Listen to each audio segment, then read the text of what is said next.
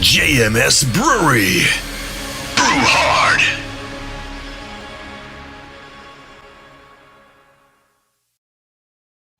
G'day guys, happy Homebrew Wednesday. It's been a while, so cheers. Oh, yeah. Been making a lot of 7%ers lately. So you sit there and have a bit of a session and then you're a bit wobbly and everything, but they're good stuff, good value. Alrighty, a few new things to mention. You saw in my last video I was working my stir plate. I've actually finished the stir plate. I'll just throw a quick video up now of that.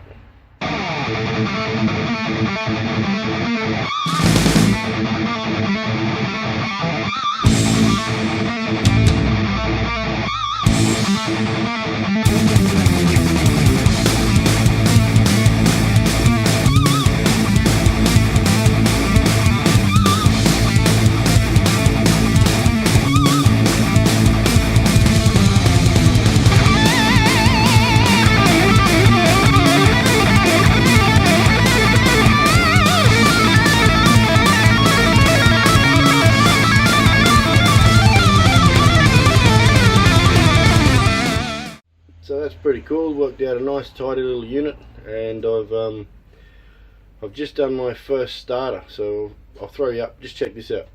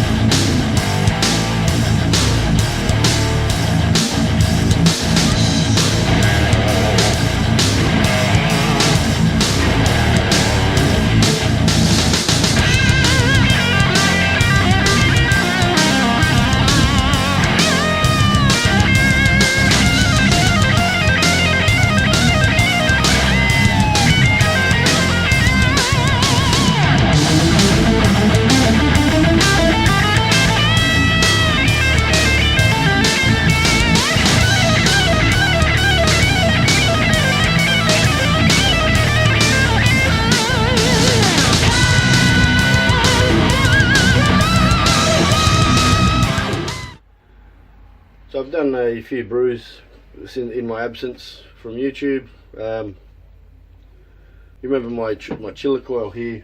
Actually, the coil used to run across like that way, and I used to put it in the bottom of my boil kettle, which is just like that. So I used to run it going across, if you can see there, sort of across that way.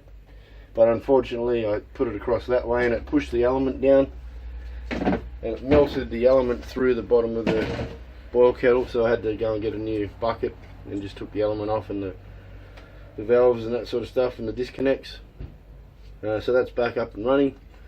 It was quite funny. I actually finished the brew. I didn't notice it or anything like that, and then I lifted up the boil kettle to go and rinse it out, and I saw all this wort on the bench, and I thought, well, wonder where that came from. It didn't overflow, and then I thought, oh, hang on a second. I had a look in the bottom.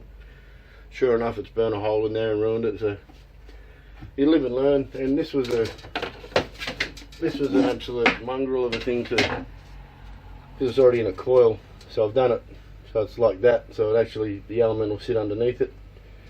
And I've tried it out. It works fine. It looks like a bit of a mess, but you know, it works.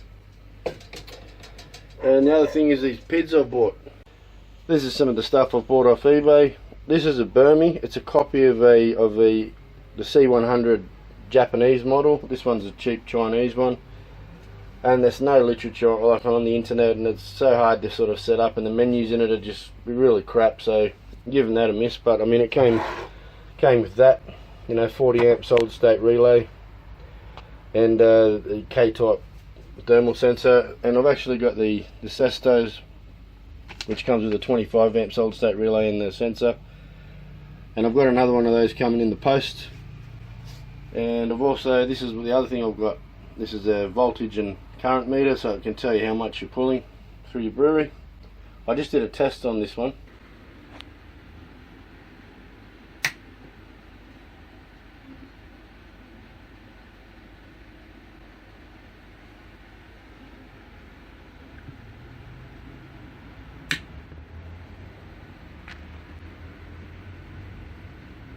I actually ordered 2 of those, but actually I'm only going to use one because you can run, you know, as many as you can fit.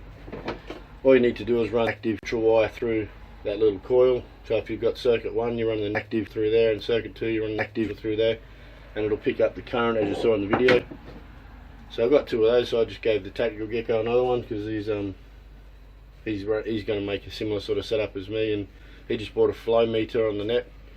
So we can, similar to the one Grant Baker's got, you just type in what you need, 2 litres, 22 litres, whatever, beep, hit the button and it'll just fill up until then, because he's got a big 70 litre HLT, and you know, leaves the thing filling up, and sometimes, you know, you're running around doing other stuff and you forget about it and it overflows, so that'll be pretty good. I wouldn't mind doing that myself.